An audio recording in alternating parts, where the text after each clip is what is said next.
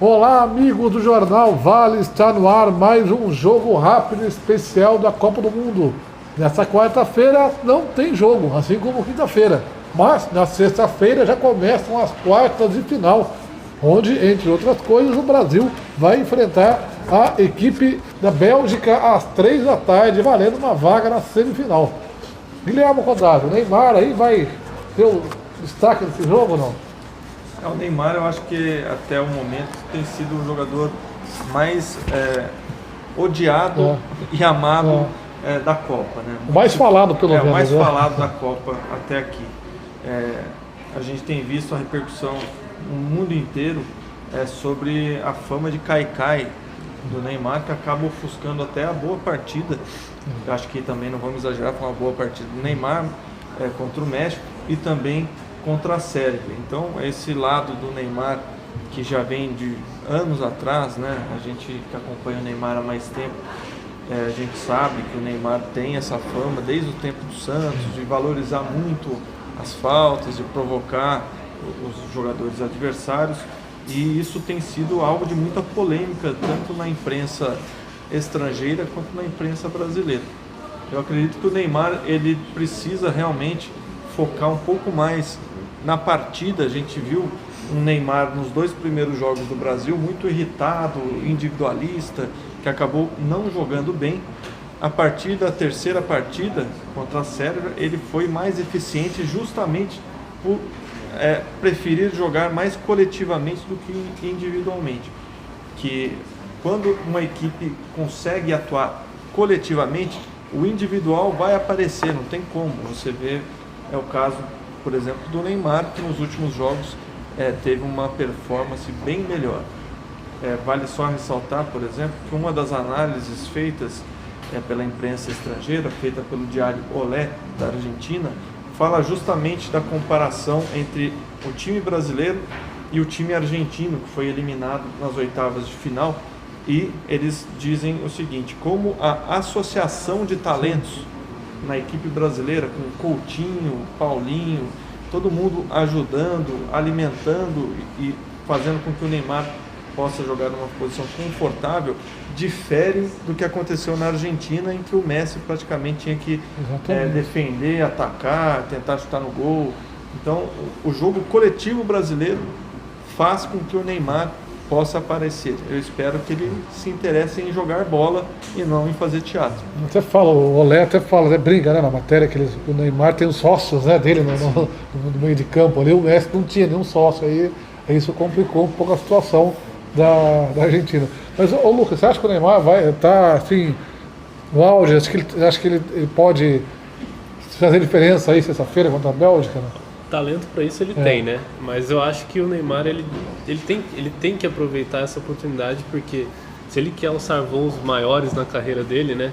E na questão, partindo para a questão mais individual da carreira dele, a gente tem aí uma Copa sem Messi e sem Cristiano Ronaldo, que são os dois principais adversários dele, assim, numa possível disputa pela Bola de Ouro. Então acho que assim, passou da hora do Neymar parar com esse joguinho de ficar caindo. E cair, tudo bem, é do jogo, mas eu acho que o torcedor, até o próprio torcedor brasileiro, se incomoda com o jeito que ele faz, ele cai nas faltas, né? Ele se contorce, faz todo um drama. Parece ali que foi baleado, né? Parece que realmente, parece que ele tomou um tiro ali no pé. Os memes gerados aí por causa disso aí, né? Eu acho que ele é o líder dos memes, né, nessa Copa do Mundo. Então eu acho que assim, tem que ter mais maturidade por parte do Neymar. Ele tem que pensar não só em provocar o adversário, para o adversário bater nele, né? Que isso faz parte do jogo. Você partir para cima, driblar, o adversário realmente fica irritado. Mas assim, eu acho que ele tem que ter mais maturidade dentro do campo.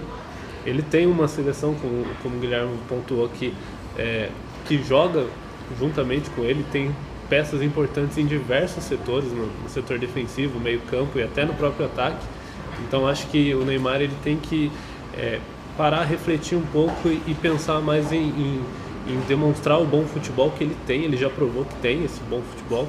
Então eu acho que agora nessa fase final agora, eu acho que é importante ele refletir um pouco e pensar mais no futebol que ele realmente pode apresentar. Eu acho que falta um pouco também na seleção, pelo menos é o que aparenta, alguém que tenha uma voz de comando sobre o Neymar. Ao que parece, pelo menos de fora, é que a seleção é um brinquedo, que o Neymar ele é um rapaz jovem, não tão jovem, já tem 26 anos, né? Mas ele é um pouco mimado, então ele faz o que quer, ninguém consegue realmente enquadrar o Neymar. Eu acho que em determinados momentos isso seria importante justamente para focar. O Brasil, ele está com todas as chances de conseguir o título mundial. Assim, ele tem, obviamente, vai enfrentar a Bélgica, passando ou a França ou o Uruguai, mas é um cenário que, se você pudesse analisar antes do início do mundial, a gente vê aqui grandes seleções que ficaram de fora dessa lista final de 8 postulantes ao título. Então, é um cenário muito favorável à seleção brasileira, que, além disso, é bom que se diga, eu acho que até por isso o Neymar ele deve focar mais no jogo. Ele não está fazendo uma Copa ruim, fez 2 bons jogos, só que esse comportamento dele faz com que as simulações, as firulas, tal, tenham mais destaque do que o próprio futebol que ele vem apresentando. Eu acho que o Brasil caminha a passos largos para o título e, ao contrário, a gente fala muito do Neymar, Coutinho, que na parte do meio para frente é o melhor jogador do Brasil no Mundial, mas o sistema defensivo brasileiro é de uma consistência impressionante. É difícil você ver uma competição tão difícil como é a Copa do Mundo, um sistema defensivo, né, mais do que os 2 zagueiros, mas o sistema defensivo que sofre pouco, né? Ele não deixa a bola chegar com perigo ao arco brasileiro, e quando chega também as tentativas adversárias são rechaçadas. E isso também a gente vê que é um trabalho realmente técnico, né? Porque esse sistema defensivo, como você estava colocando, não é a defesa titular que jogaria a Copa, né? A gente teria ali Daniel Alves na direita e Marcelo na esquerda. No entanto, a gente tem Fagner e Felipe Luiz, que mantém a regularidade do sistema defensivo brasileiro e mantém jogando um bom futebol ali no sistema defensivo. Talvez até tenham tornado mais segura a defesa brasileira. Obviamente, Marcelo e Daniel Alves são melhores do que Fagner e Felipe Luiz, mas o Felipe Luiz e o Fagner têm características mais defensivas do que os titulares da posição. Isso talvez até tenha tornado o Brasil menos vulnerável, com as laterais ficando um pouco mais ao invés de avançar. É mérito também do Tite, né? Que ele tem conseguido aí fazer com que os reservas que estão entrando jogando aí quase que no mesmo nível, ou no mesmo nível dos titulares, né? É mérito não do treinador, né? Acho que o Tite está conseguindo manter o trabalho dele aí, como vinha fazendo no Corinthians, como já vinha ano passado com a seleção. O trabalho aí é excepcional por enquanto. E o Uruguai, Marquinhos? França e Uruguai, qual é a avaliação que você faz desse clássico? Então, isso a gente também ia falar, né? Porque, dependendo do jogo em si, tem a questão do Cavani, né? Um dos principais jogadores do Uruguai, fez 2 gols na oitava de final contra Portugal, e segundo o jornal Ovación, o jornal uruguaio, ele não vai jogar. A imprensa uruguaia está cravando que ele está fora do jogo, pela lesão muscular dele não ter recuperado, e eu acho que vai ser um desfalque muito sentido, porque o Uruguai tem um bom time, mas a França tem um excelente time, e o Cavani era muito importante para o Uruguai. Sem o Cavani, acho que o Uruguai vai sentir e sofrer muito nesse duelo contra os franceses. O Uruguai é aquele time muito acertadinho, sim, mas com os 11 em campo. Os 11 em campo. As peças de reposição, elas são muito inferiores ao time titular, e ainda mais se tratando dos 2 principais atletas, né? O Suárez e o Cavani, que são jogadores realmente de nível internacional, 2 dos maiores atacantes do mundo. Eu acredito até que o Uruguai tem a melhor dupla de ataque do futebol mundial, são 2 baita atacantes. E realmente o Uruguai perde muito com a ausência do Cavani, né? O Cavani, que fez os 2 gols contra Portugal, estava vindo numa ascensão durante o Mundial, né? Já tem 3 gols marcados, e ele vai ser uma peça que realmente o Uruguai vai sentir bastante. Eu acho que com a ausência do Cavani, a França tem um leve favoritismo nessa partida nas quartas de final. E esse duelo interessa muito pra gente, porque a França e o Uruguai, vencedor desses dois confrontos, pode pegar o Brasil, caso o Brasil passe para a Bélgica, né, Lucas? Exatamente. E como o Guilherme falou, né, a ausência do Cavani, eu acho que se a gente fosse pegar um outro adversário, um adversário teoricamente mais fraco do que o Uruguai, talvez não sentiria tanto a ausência do Cavani. Mas como é a França tem um ataque, uma defesa boa e vem mostrando esse bom futebol, eu acho que realmente vai ser uma ausência bem sentida. Como você falou, esse confronto interessa bastante para o Brasil, né? Que é dali que vai sair o possível adversário caso o Brasil avance, né? Passe pela Bélgica.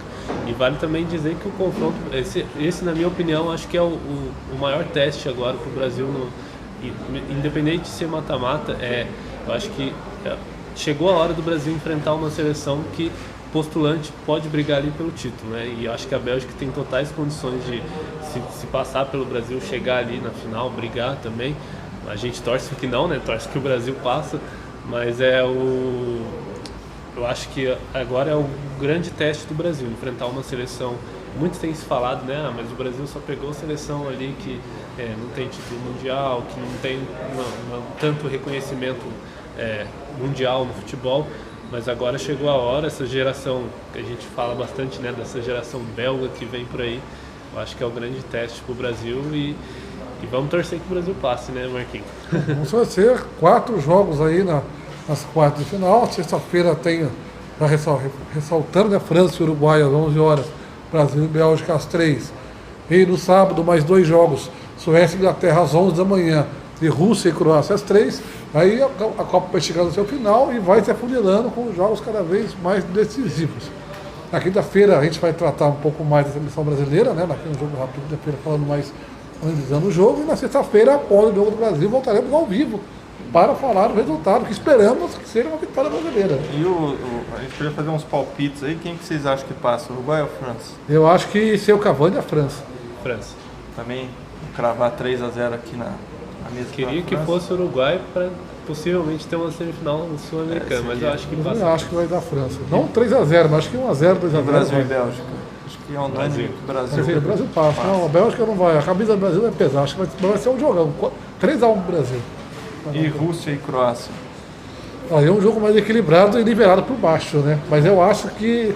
Eu vou chutar, eu acho que a Rússia passa. O time da casa vai acabar passando, por ser o time da casa. Eu vou de Croácia. Eu vou de Rússia. Eu acho que a Rússia também é inferior à Croácia, mas também era inferior à Espanha. E passa nos pênaltis. Nos pênaltis, não vai ganhar, não vai ser 0-0. E Suécia e Inglaterra, quem que vocês acham? Eu acho que da Inglaterra. Eu acho que a Inglaterra passa pela camisa. A Suécia tem mais time que a Inglaterra, mas a Inglaterra tem mais camisa. Eu acho que vai ser bastante equilibrado esse jogo, mas também torço que a Inglaterra entre pra gente ter seleções mais tradicionais aí na semifinal. E também vai ser nos pênaltis, no palpite.